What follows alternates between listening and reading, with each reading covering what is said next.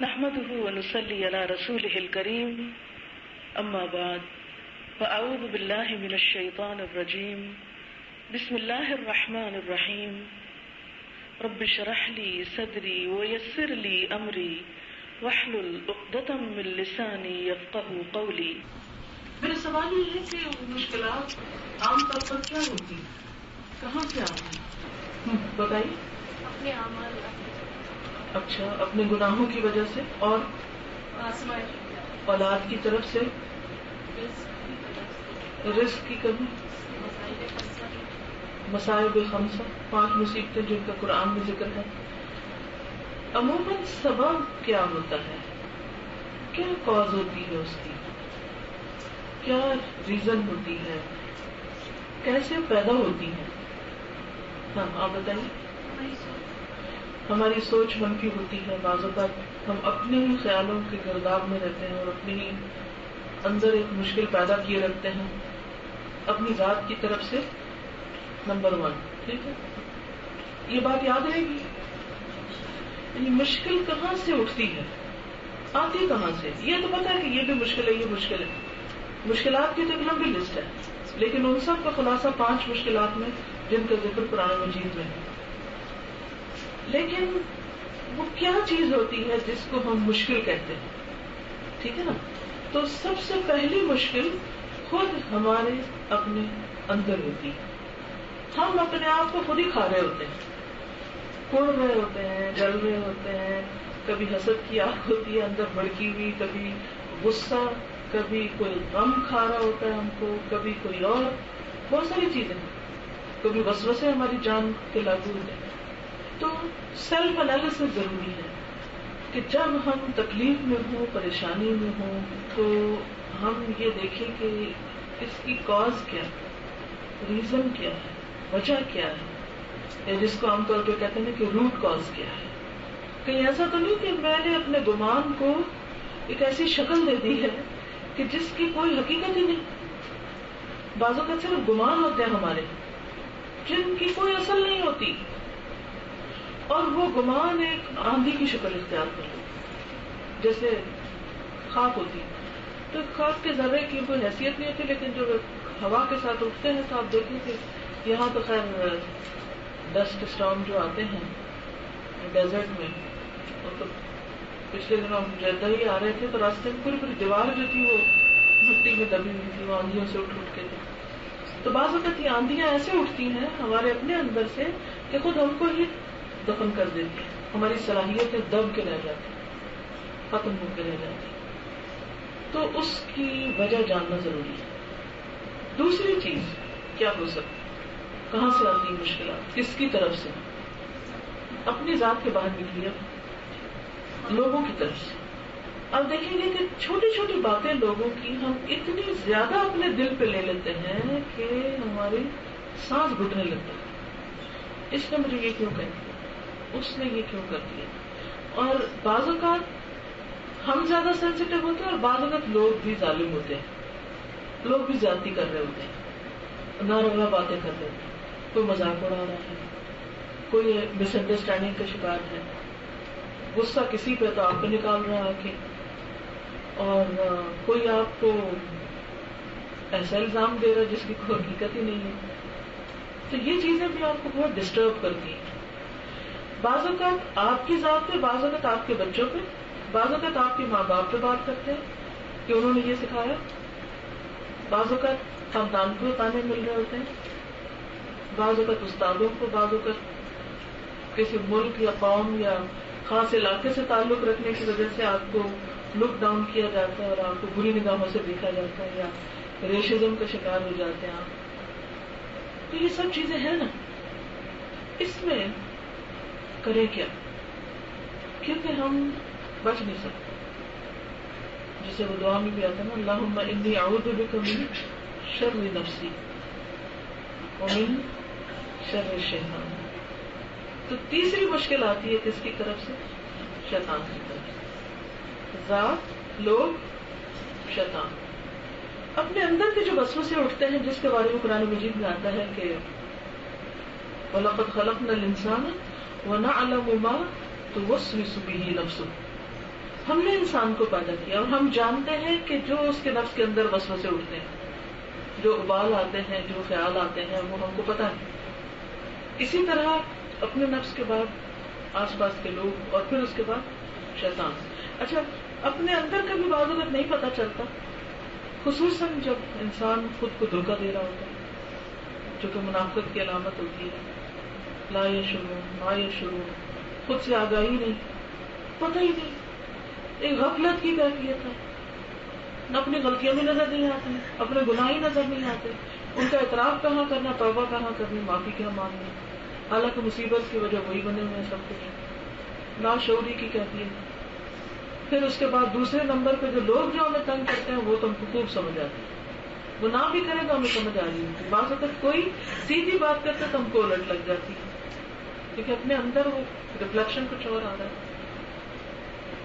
کیونکہ اگر شیشہ صاف ہو نا تو شکل کچھ اور طرح نظر آتی ہے، اور اگر شیشہ میلا ہو تو کوئی شکل کچھ اور طرح نظر آتی ہے۔ اینک کے فرق سے چیزیں بدل جاتی ہیں۔ اگر آپ کی اینک دھندلی ہوئی ہے تو آپ چیزوں کو مختلف طرح دیکھتے ہیں، صاف شفاف کرسٹل کلیئر ہے سب کچھ، تو چیزیں اور طرح دکھیں، باریک باریک چیزیں نظر آنے لگیں، حقیقت سے آگاہی اور طرح ہوتی ہے۔ تو بعض اوقات لوگوں کی باتیں تکلیف دہ ہوتی ہیں اور بعض اوقات نہیں ہوتی، مگر وہ ہمیں تکلیف دہ ہو جاتی ہے۔ تیسرا جو بہت بڑا فیکٹر ہے، شیطان کی ساکٹیں اور شیطانی وسوسے اور شیطانی جو یلغار ہے۔ جب ایک شخص صرف خود دیندار ہوتا ہے نا تو اس پہ کم شیطان ہوتے ہیں، جب وہ دین کی دعوت دینے لگتا ہے تو شیطان فوجیں لے کے آ جاتا ہے اور ہر طرف سے گھیرنے کی کوشش کرتا ہے، تو مشکل اور زیادہ بڑھ جاتی ہے۔ اب مشکل یہ کہ شیطان نظر نہیں آتا، ایک دشمن جو نظر آتا ہے اس کا تو ہم مقابلہ کر لیتے ہیں۔ مثلا جس کسی انسان نے ہم کو تکلیف دی تو عموماً ہم کیا کرتے ہیں، پھر اس سے بول چال بند۔ یہ جو بول چال بند ہونے کا فلسفہ یہ یہی ہے نا کہ چونکہ یہ ہمیں تکلیف دیتا ہے اس لیے ہم اس سے کوئی واسطہ ہی نہیں رکھتے، کوئی تعلق ہی نہیں رکھتے، بات ہی ختم۔ لیکن شیطان جس کو اللہ سبحانہ وتعالیٰ نے عدو مبین کہا، کھلا دشمن، نظر نہیں آتا لیکن پھر بھی وہ مبین ہے، اس کی کارستانیاں بہت واضح ہیں، وہ ڈائریکٹ ہم پر بھی حملہ آور ہوتا ہے اور لوگوں پر رو کر ان کے ذریعے بھی ہم پر آتا ہے۔ یعنی ایک تو براہ راست وہ زیادتی کرتا ہے اور دوسرا یہ کہ پھر وہ لوگوں کے کانوں میں غلط باتیں ڈالتے ہیں، ان کے دلوں میں وسوسے ڈالتا ہے، پھر ان کی زبانیں ہمارے خلاف بولنے لگتی ہیں یا وہ ہمیں ستانے لگتے ہیں یا وہ ہمیں تنگ کرتے ہیں۔ حل کیا ہے؟ حل یہ ہے کہ سب سے پہلے کسی بھی مرض کے علاج کے لیے آگاہی بہت ضروری ہے۔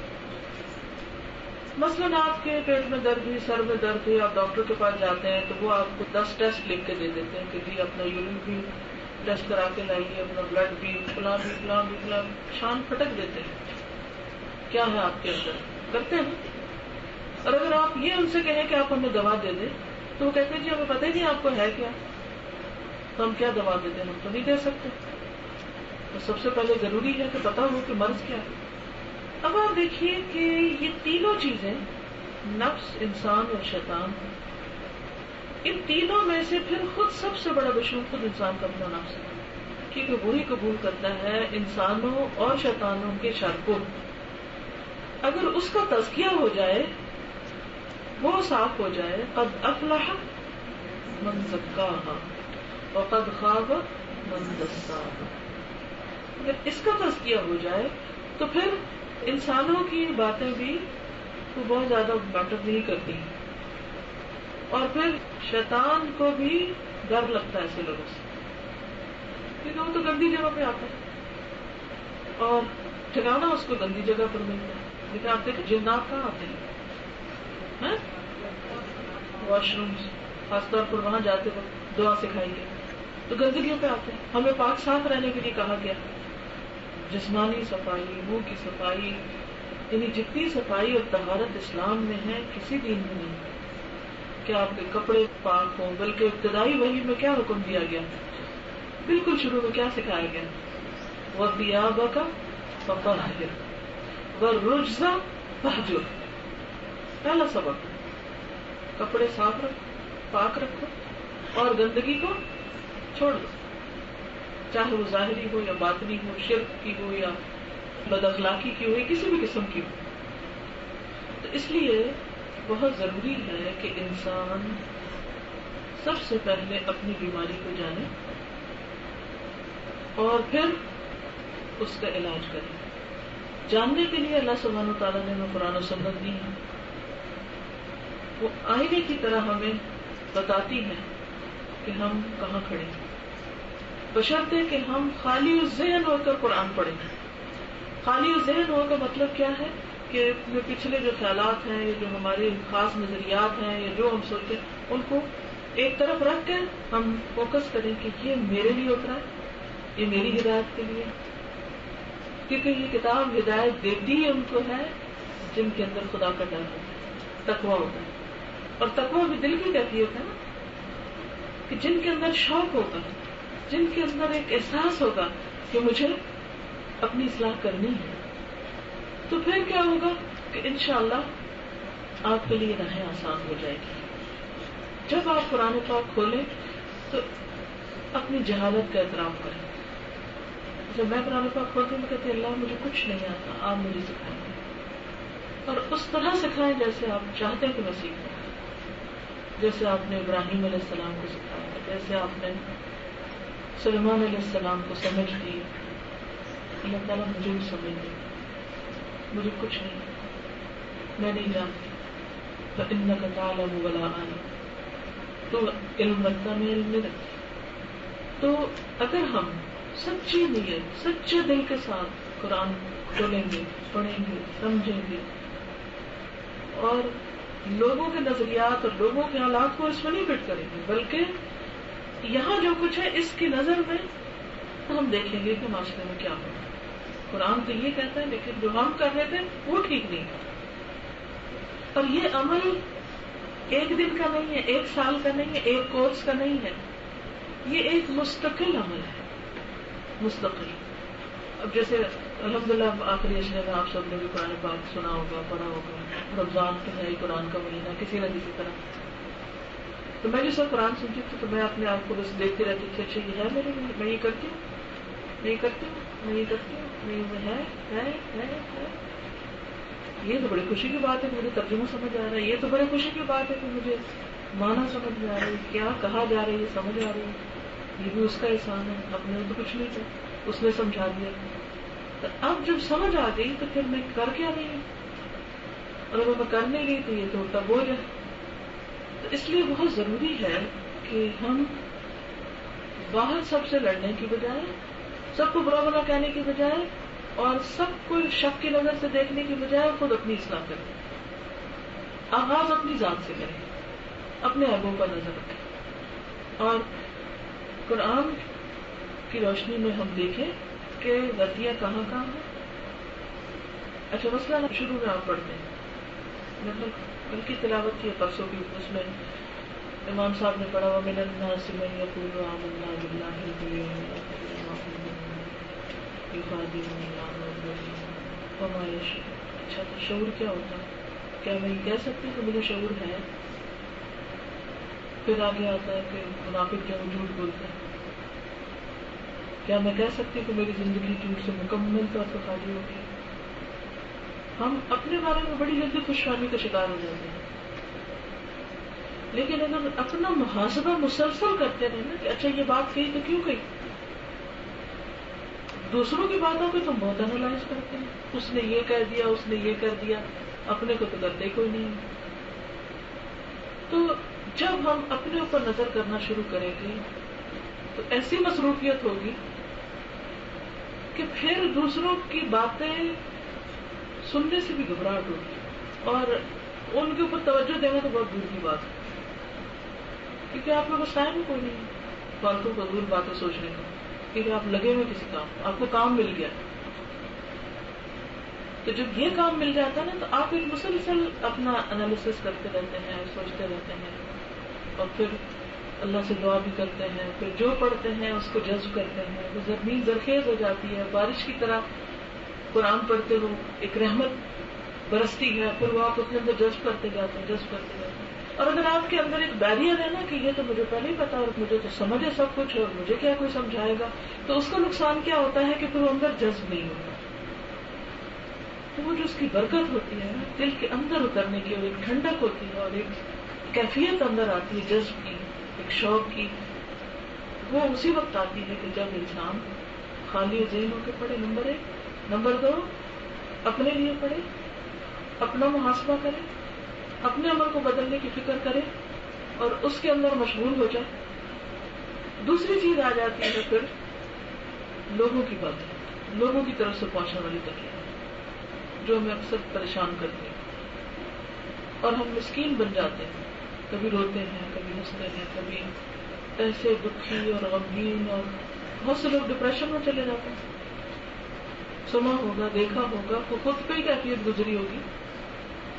تو اس وقت سوچیں کہ میں جو کسی کی بات پہ دکھی ہو رہی ہوں تو اس میں میرا اپنا کتنا ہاتھ ہے. دوسرے کی جگہ پہ رہ کے دیکھیں اپنے. پھر یہ بھی دیکھیں کہ آج جو کوئی میرے ساتھ کر رہا ہے کیا میں نے تو نہیں کسی کے ساتھ کچھ ایسا ہی کیا تھا کبھی. کیونکہ جب ہم کسی کو چوٹ لگاتے ہیں تو ہمیں تو نہیں پتہ چلتا، لیکن جب ہمیں لگتی ہے تو پھر یاد آتا ہے او ایسے تو میں نے فلاں کے ساتھ بھی کیا. اللہ تعالیٰ یاد ضرور کروا دیتے ہیں. تو بہت ضروری ہے کہ جب لوگوں کے ساتھ معاملہ کریں تو اس وقت ان کی جگہ پر خود کو رکھ کے دیکھیں. پھر یہ ہے کہ اگر آپ کو پکا یقین ہو جائے کہ ان کی زیادتی یا غلطی ہے تو نبی صلی اللہ علیہ وسلم کے اس فرمان کو یاد رکھیں کہ انصر اخاک ظالما او مظلوما. اپنے بھائی کی مدد کرو خواہ وہ ظالم ہے یا مظلوم. لوگوں نے عرض کیا کہ اللہ کے رسول صلی اللہ علیہ وسلم مظلوم کی مدد تو سمجھ میں آتی، ظالم کی کیسے کی جائے؟ تو آپ نے کیا فرمایا؟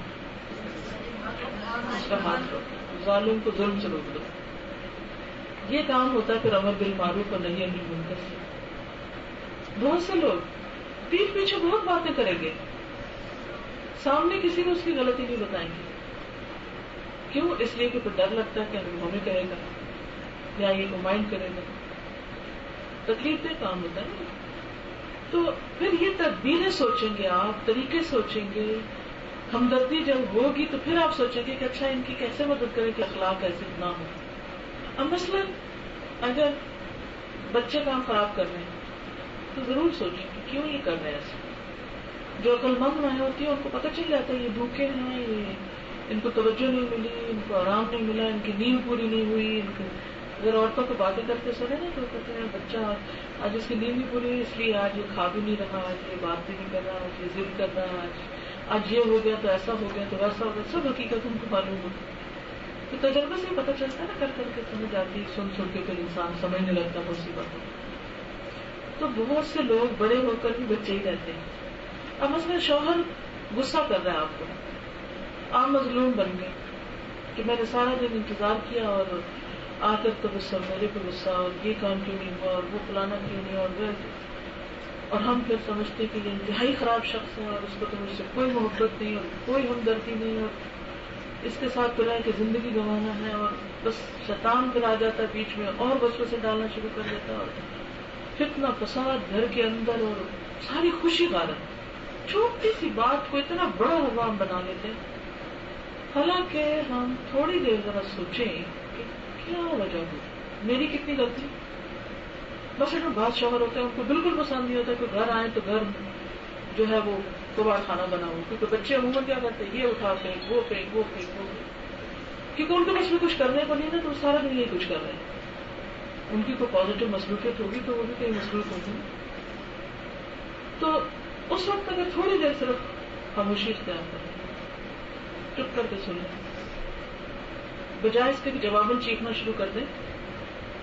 مظلوم ہو کر کسی معاملے کا اینڈ ہونا زیادہ بہتر ہے بنسبت ظالم ہونا. وقتی طور پر آپ غصہ تو نکال لیتے ہیں لیکن تھوڑی دیر کے بعد آپ کو خود ہی برا لگنے لگتا ہے کہ میں نے غلط کیا. آپ ظالم بن چکے ہیں زیادتی کر کے. شروع اس نے کیا لیکن اب آپ ظالم ہیں. ٹھیک ہے، اس نے ایک بات کہی تھی، آپ نے 2 کہہ دی، زیادہ ناروا بات ہوگی. لیکن ایسے وقت میں خود کو سنبھالنا بھی بہت مشکل کام ہوتا ہے. تو خواہ شوہر ہو، چاہے بچے ہوں، چاہے بہن بھائی ہوں، چاہے دوست ہوں، مہمان ہو، رشتے دار ہوں، ساتھی ہو، کوئی بھی ہو، ہر ایک کی طرف سے خوشی بھی پہنچتی ہے، تکلیف بھی پہنچتی ہے۔ نبی صلی اللہ علیہ وسلم نے کیوں فرمایا کہ میں نے عورتوں کی اکثریت کو جہنم میں دیکھا کیونکہ وہ شوہروں کی وجہ۔ اس سے تو اتنا استغفار کرنا چاہیے کیونکہ ہم سب کہیں کچھ نہ کچھ ضرور کر جاتے ہیں، چھوٹی چھوٹی باتوں پہ خفا ہو جائیں گے، چھوٹی سی بات پہ کہیں گے ہم نے کوئی خوشی نہیں دیکھی، حالانکہ گھر خوشیوں سے بھرا پڑا ہے، لوگ دیکھ کے ہمیں رش کر رہے ہیں، کیا شاندار گھر ہے یا کیا شاندار زندگی ہے، اور ہم ہیں کہ رو رہے ہیں کہ کچھ نہیں ہے ہمارے پاس۔ تو اللہ تعالیٰ کو یہ ناشکری تو پسند نہیں آئے گی۔ تو شکر گزاری بہت ضروری ہے۔ دوسرے کو سمجھنے کی کوشش کریں کہ یہ شخص ایسا کیوں کر، بچہ کیوں بدتمیزی کر رہا ہے، شوہر کیوں بدتمیزی کر رہا ہے، بہن بھائی مجھ سے کیوں ناراض ہے۔ اچھا، عام طور پہ ہم یہ کہہ دیتے ہیں کہ وہ حسد کرتے ہیں ہم سے، اس لیے ہمارے ساتھ کچھ نہیں رہتے۔ بہت سے لوگوں میں بھی کہتے سمجھ نہیں، جب کوئی تنقید کرے تو اس صرف یہ کہہ کہ مت ڈال دیں کہ وہ حسد کرتے ہیں اس لیے کرتے ہیں۔ دوسرے کی تنقید کو، دوسرے کی ناراضگی کو یا دوسرے کی بے رخی کو سنجیدگی سے لیں اور ضرور اپنا تجزیہ کریں کہ آج اگر میں نہیں قبول کرتی اس غلطی کو جو دوسرے نے میرے لیے پوائنٹ آؤٹ کی، تو کل قیامت کے دن تو یہ سامنے آئے گی۔ بس اگر کسی کا ہمارے بارے میں یہ امپریشن ہے، ہم میں سے ہر ایک کا ایک امپریشن ہوتا ہے دوسروں کا، جیسے قرآن مجید میں آتا ہے وَنَكْتُبُ مَا قَدَّمُوا وَآثَارَهُمْ، ہم لکھ رہے ہیں جو انہوں نے آگے بھیجا، ان کے اعمال اور ان کے آثار کے امپریشن، ہم میں سے ہر ایک کا امپریشن۔ اچھا، ابھی جیسے حرم میں دعائیں مانگ رہی تھی نا سب کے لیے، مختلف اپنے ساتھیوں، دوستوں، رشتے داروں، بہن بھائیوں، ہر ایک، تو میں نے اس طرح کیا ہوا تھا کہ اپنی ذات سے شروع کرتی تھی پہلے چکر میں، دوسرے میں خاندان اور تیسرے میں دوست احباب اور پھر اپنے شاگرد اور پھر مسلمان اور امت اور پھر ساری دنیا کے لوگ، اس طرح کرتے دائرہ بڑا کرتے ہر چکر کے ساتھ دائرہ بڑا کر لیا دعا کرنا۔ اچھا، جب میں نے اپنے جاننے والوں کے لیے دعائیں مانگنی شروع کی تو میں نے یہ سوچا کہ میں ہر ایک کے لیے جو میرے دل میں اس کا خیال آئے گا نا اس کے مطابق دعا کروں، جو اس کا امپریشن ہوگا۔ آپ یقین کریں کہ میں جب مانگ رہی تھی تو میں حیران ہو گئی کہ اچھا میرے دل میں اس شخص کے لیے یہ جذبات ہیں، اس کے لیے یہ ہے، اس کے لیے یہ۔ تو یہ ایک حقیقت ہے کہ ہمارا کیا چھپتا نہیں ہے، ہمارا معاملہ لوگوں سے بھی مخفی نہیں ہوتا۔ ہم جتنا مرضی تصنع کر کے کسی کو وقتی طور پہ راضی کرنے کی کوشش کریں، مگر ہمارے اندر کی جو میل ہوتی ہے وہ دکھ کے رہتی ہے، وہ پتہ چلتی ہے دوسروں کو۔ صرف باتوں سے کسی کو بہلا نہیں سکتے، اخلاص سے ہم جو معاملہ کرتے ہیں یا کوئی بھی کرتا ہے وہ اصل امپریشن بنتا ہے۔ تو بہرحال لوگوں کی طرف سے جب تکلیف پہنچے یا لوگ ہم پہ کوئی بات کریں کہ یہ فلاں بہت پراؤڈ ہے، مثلا مجھے اگر کوئی کہہ دیتا ہے یہ بہت پراؤڈ ہے، تو ہو سکتا ہے میں کہوں ہاں یہ چونکہ مجھ سے جیلس ہے اس لیے مجھے پراؤڈ کہہ رہی، میں تو کوئی نہیں، رائٹ اوے اپنے آپ کو نگیٹ کر کے تسلی کر لی اور اپنے آپ کو خود ہی پاکیزگی کا ٹھپا لگا دیا۔ یہ طریقہ ٹھیک نہیں۔ مجھے سوچنا چاہیے کہ انہوں نے مجھے پراؤڈ کیوں کہا، میں نے کون سی ایسی حرکت کی کہ جس کی وجہ سے میرا یہ امپریشن بن گیا، کوئی ہے نا غلطی، چاہے وہ مس انڈرسٹینڈنگ ہے یا کوئی جان بوجھ کے کی غلطی ہے یا انجانے میں مگر ہے صحیح کچھ، لہذا مجھے اپنے آپ کو پھر ریوائز کرنا چاہیے کون سی چیزیں ہیں جن کی وجہ سے کوئی شخص پراؤڈ مشہور ہوتا ہے یا اس کا امپریشن پراؤڈ کا بن جاتا ہے۔ مثلا سلام میں پہل نہ کرنا، عاجزی کا مظاہرہ نہ کرنا۔ آپ سب کو اللہ نے آنکھیں دی، عقل دی، سمجھ دی، جو میں کہنا چاہ رہی ہوں آپ بہت اچھی طرح ماشاءاللہ سمجھ رہے ہیں کہ ایسے امپریشن کیوں بنتے ہیں۔ مثلا منہ پھیر کے بات کرنا کسی سے، لوگوں کو حقیر سمجھنا، ان کی غلطیوں پہ بس نظر رکھنا، ان کی خوبیوں کو نہ دیکھنا، تو ہمیں پھر وہاں اصلاح کی ضرورت ہوتی ہے اور پھر ہمیں اصلاح کرنی چاہیے۔ جو دوسرے کر رہے ہیں ان کے لیے دعا کرنی چاہیے، خاص طور پہ ان لوگوں کے لیے تو بہت دعا کیا کریں جن سے آپ کو چڑ ہو۔ اچھا ہوتا ہے نا کہ آپ دعا کر رہے ہیں پھر کسی کے اوپر آ کے آپ رک جاتے ہیں، کیا کروں اس کے لیے، اس میں کم ہی کر مارا ہے۔ پچھلے دنوں میں ایک اسکالر سے ملی، الحمدللہ عمرے کے دوران اللہ کے فضل سے بہت اچھے اچھے لوگوں سے ملاقاتیں ہوئی، تو ان کی ایک بات سے میں بہت امپریس ہوئی۔ میں نے ان سے سوال کیا کہ جب کوئی آپ پہ تنقید کرتا ہے آپ کیا کرتے ہیں؟ تو انہوں نے کہا کہ میں سوچتا ہوں اور پھر جو شخص مجھے بہت تنگ کرتا ہے میں اس کے لیے کچھ کرتا ہوں. مثلا انہوں نے کہا کہ میں پچھلے دنوں ایک کوئی کام کرنے جا رہا تھا تو اس شخص نے میری بہت مخالفت کی, بہت تنگ کیا, میں عاجز آ گیا. پھر میں نے اپنے پیسوں سے اس کے لیے کسی سے عمرہ کروایا جس نے مجھے تنگ کیا تھا. یہ ہوتا ہے اخلاق. اگر کوئی اپنے دشمنوں یا تنگ کرنے والوں یا ستانے والوں کے لیے اتنی خیر خواہی رکھتا ہو, اس کی بات میں کیسے اثر نہیں ہوگا؟ ہوگا نا. کیونکہ اس سے پہلے ایک دن پہلے میں نے ان سے کہا کہ میرے بیٹے کو تھوڑا سا آپ بتائیں کچھ چیزیں, کچھ نصیحتیں کریں. انہوں نے کہا کہ تمہارا کوئی سوال ہے. جس نے سوال کیا انہوں نے جواب دیا. ماشاءاللہ ان کے جواب سے بہت ہی خوش ہوا. یہ بہت کم لوگوں سے سیٹسفائی ہوتا ہے. بچے آج کل کے ینگ جو ہیں ان کے دماغ اور طرح ہوتے ہیں. میں سوچتی رہی, غور کرتی رہی, میں ڈھونڈتی رہی کہ اس شخص کے اندر کون سی ایسی خوبی کہ جس نے ان کی بات میں ایسا اثر ڈالا ہے کہ جو ہماری بات میں نہیں. ہم میں سے اکثر مائیں کہتے ہیں وہی بات ہم کہتے ہیں تم لوگ کو سمجھ ہی نہیں آتی, کوئی اور کہتا ہے تو تم لوگ مان لیتے ہو. ہماری کیوں نہیں سمجھ آتی ان کو؟ کہاں ہم میں کمی ہے؟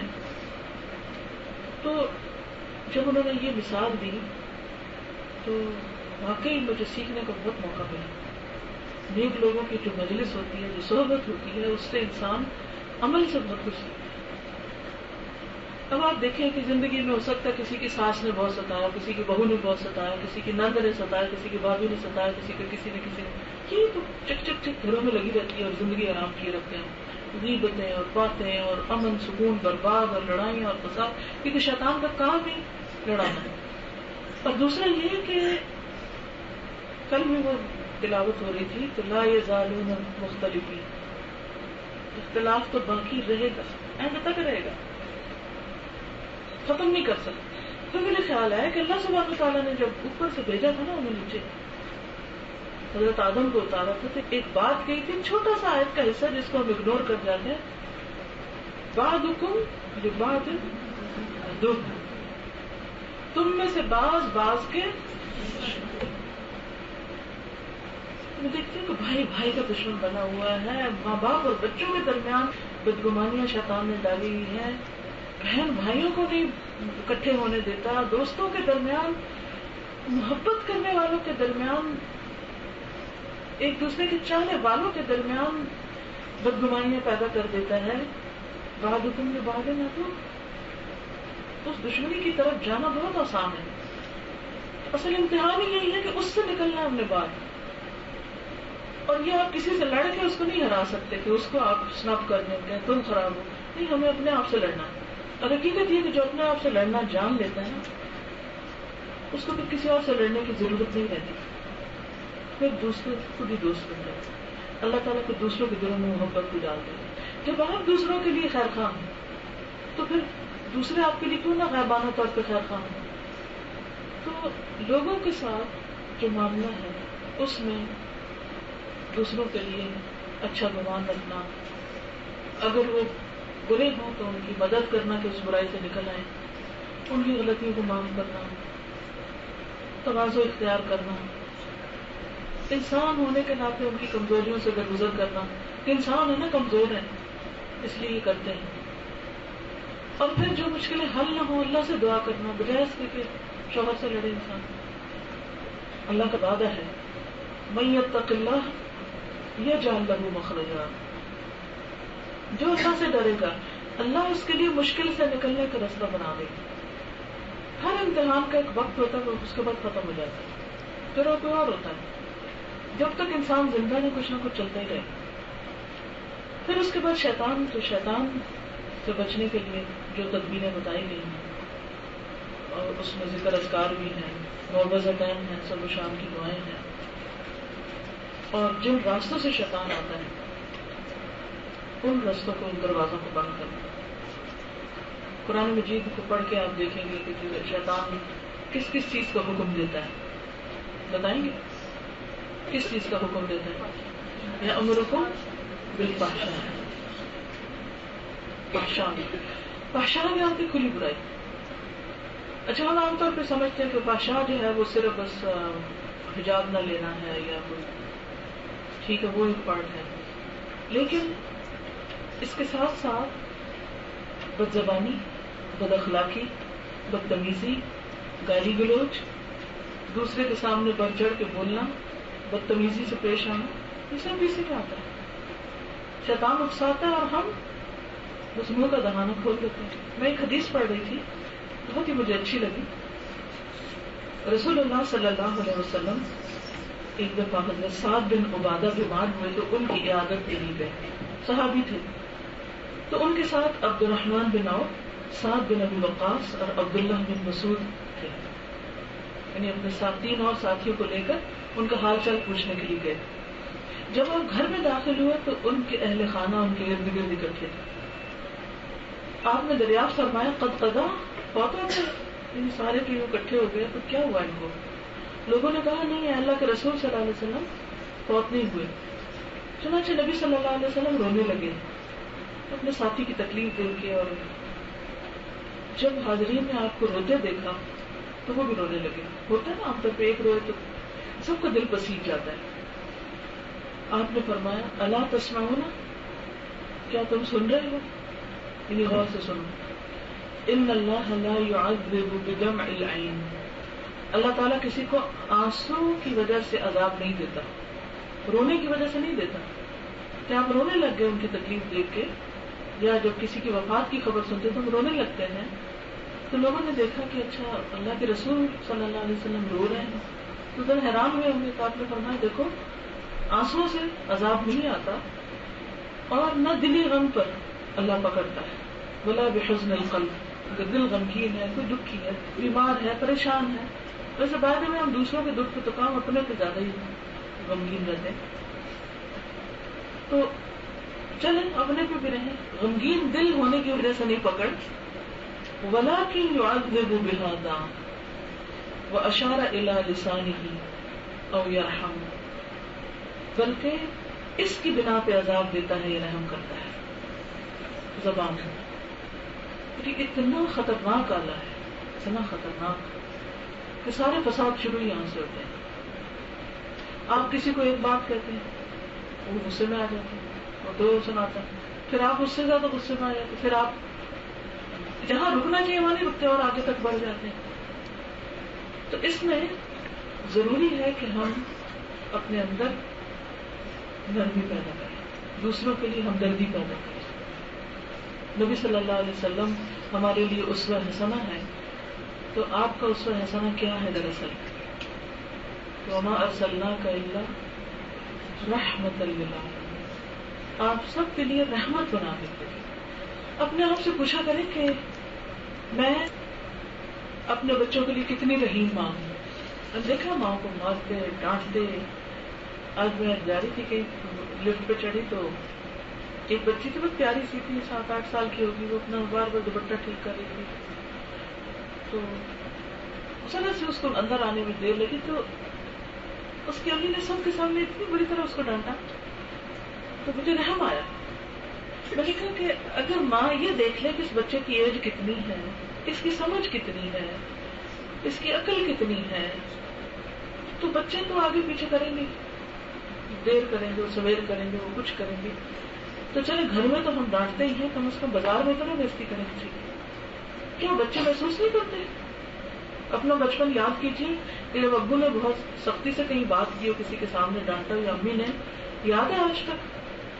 مجھے تو اچھی طرح یاد ہے کس موقع پر کیا ڈانٹ پڑی تھی، وہ نہیں بھولتی. پیار کم ہی یاد رہتا ہے، کتنی کیئر کی لیکن ڈانٹ نہیں بھولتی. اکثر مائیں اپنے بچوں کے لیے بھی رحیم نہیں ہوتی. چلے اگر آپ بہت مہربان ہیں، اچھا مہربانی صرف یہ نہیں ہوتی کہ جب آپ کا دل باغ بار ہو تو اس وقت آپ ان کو ساتھ لگا لیں، چمٹا لیں اور پیار کر لیں اور بے وجہ کے گال کھینچیں. ادھر بھی ہم ایکسٹریم پہ پہنچ جاتے ہیں اور بعض اوقات وہ چلا رہے ہیں، میں سنتی نہیں، مجھے لگتا بہری ہو گئی. اکثر لوگوں نے تجربہ کیا ہوگا کہ نماز پڑھ رہے ہیں، بچہ رو رہا، ایسا لگتا ہے نماز سن ہی نہیں رہی، حالانکہ صرف اتنی سی ضرورت ہے کہ اس کو اٹھائیں، بس ساتھ لگا دیں، چپ ہو جائے گا کیونکہ اس نے قرآن نہیں کبھی سنا. ورنہ جو بچے قرآن سنتے ہیں نا گھروں میں، وہ حرم جا کے نہیں روتے, بالکل نہیں روتے. وہ قرآن لگتا ہے تو وہ چپ ہو جاتے ہیں, سننے کھڑے ہو جاتے ہیں, اچھا ہاں یہ تو وہی آواز آ رہی ہے. وہ ان کے لیے مانوس ہے. تو جو نہ گھر میں سنتے ہیں نہ کوئی ایسی کوئی ایکٹیویٹی ہوتی ہے, وہ جو وہاں دیکھتے ہیں کہ یہ سب چپ ہو گئے اور ایک زوردار آواز آ رہی ہے تو وہ خوف زدہ ہو جاتے ہیں, چیخ چیخ کے برا حال کر لیتے ہیں. تو اس وقت اس بچے کے لیے کون مہربان ہو سکتا؟ کوئی اور تو ہاتھ بھی لگائے گا, اس سے بھی زیادہ روئے گا. تو ماں ہی کو سنبھالنا چاہیے, اس کو اٹھانا چاہیے, گلے لگانا چاہیے, پیار کرنا چاہیے. اس طرح بچے آواز میں دے رہے ہوتے ہیں لیکن ماں کو رحم نہیں آتا. اسی طرح اور ہمارے آس پاس کون ہے؟ ہمارے شوہر. ان کو کوئی تکلیف ہو, ان کو کوئی ضرورت ہو, ان کو کوئی مسئلہ ہو, تو ہمارا رویہ کیا ہوتا ہے؟ ہمیں سوچنا چاہیے. میں ایک بوڑھے کپل کی کہانی پڑھی تھی, کسی نے انٹرنیٹ میں مجھے بھیجی ہے, کہاں سے باہر. اس میں لکھا کہ ایک بہت کامیاب یہ کپل ہے اور اس میں خاتون سے پوچھا گیا کہ اتنی آخری زندگی تک آپ لوگوں کے درمیان محبت اور رحمت اور مودت کیسے ہے؟ تو اس نے بتایا کہ میرے شوہر جب آتے ہیں گھر تو بعض اوقات غصے میں ہوتے ہیں, ہم بولتے رہتے ہیں تو میں ادھر ادھر ہو جاتی ہوں اور جواب نہیں دیتی. جب ان کا غصہ ٹھنڈا ہو جاتا ہے تو میں آ کے پوچھتی ہوں اچھا چائے پی نہیں تو پانی, ہنس کے دیکھتے ہیں تو میں بھی ہنس پڑتی ہوں, بس بات ختم ہو جاتی ہے. اور اس وجہ سے کہ میں ان کی ضرورت کا خیال رکھتی ہوں. آخر تھکا ہوا آیا ہے, اس کو بھوک لگی ہوگی, اس کو تو ہمدردی چاہیے کہیں سے. کوئی روتا کب ہے یا چیختا کب ہے یا غصہ کب کرتا ہے, بعض اوقات اس کو کوئی سپورٹ چاہیے ہوتی ہے, لیکن وہ ہم گھر سے نہیں ملتی. اسی طرح باقی ہمارے دوست احباب ہیں, رشتے دار ہیں, بس ہر ایک کے لیے رحمت بن جائے, رحمت دیں. اور جب ہم دوسروں کے لیے رحمت بن جاتے ہیں, ان کے لیے خیرخواہ بن جاتے ہیں, تو اس سے کچھ بہت بڑا خرچ نہیں آتا. بس اپنے اوپر تھوڑے سے کنٹرول کی ضرورت ہوتی ہے کہ نیگیٹو ریئیکشن نہ کریں. اور اس کے لیے میں نے یہ کتاب پچھلے دنوں میں نے دیکھی تھی, وہاں مسجد نبی کی جو لائبریری ہے, کچھ پڑھی میں نے, مجھے بہت ہی پسند آئی, تو پھر میں نے یہ لے لی. اور میں انشاءاللہ سوچ رہی تھی کہ اپنے لیے سب سے پہلے کہ اپنے آپ کو جائزہ لوں, اور پھر اسی طرح اوروں کو بھی